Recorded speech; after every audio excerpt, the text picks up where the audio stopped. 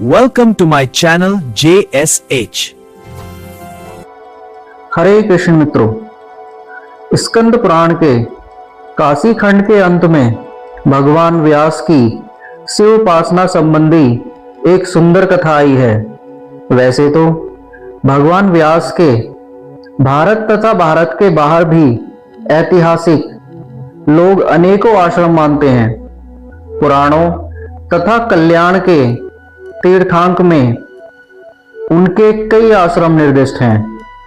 काशी खंड के अनुसार नीलकंठ महादेव के पास एक गुफा है जिसमें रहकर उन्होंने अधिकांश पुराणों की रचना की थी।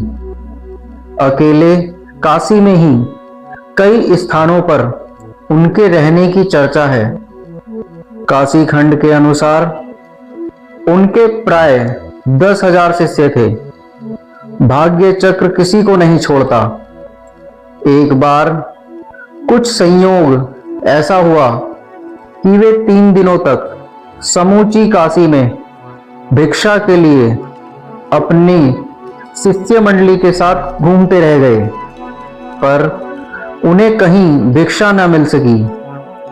इससे वे महाविरक्त तपस्वी काशी निवासी धनियों पर बहुत क्रुद्ध हुए और बोले कि इन धनियों के पास कोई भी कमी नहीं है, पर ये धर्मनिरपेक्ष और आचार विचार से च्युत होकर धन के मद में प्रमत्त हो गए हैं।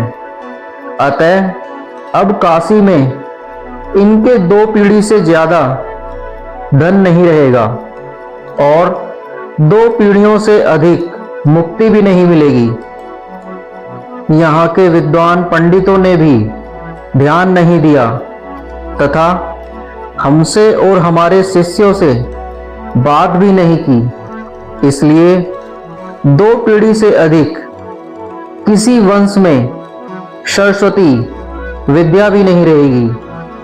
फिर क्या था, तुरंत एक बड़ा आश्चर्य हुआ।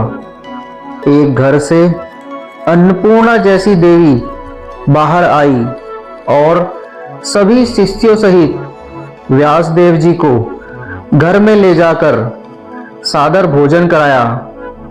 भोजन, पान, दक्षिणा आदि के बाद गृहपति भी उठे और उनसे कहा कि महाराज, आपने जो शाप दिया है वह तो ठीक है, लेकिन आप में व्यवसायत्मिका बुद्धि और सहिष्णुता की अभी कुछ कमी है।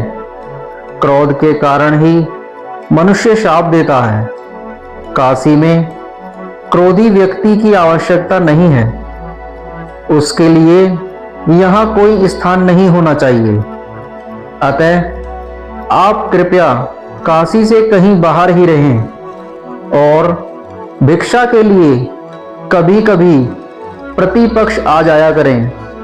वास्तव में वे भगवान विश्वनाथ एवं अन्नपूर्णा ही थे।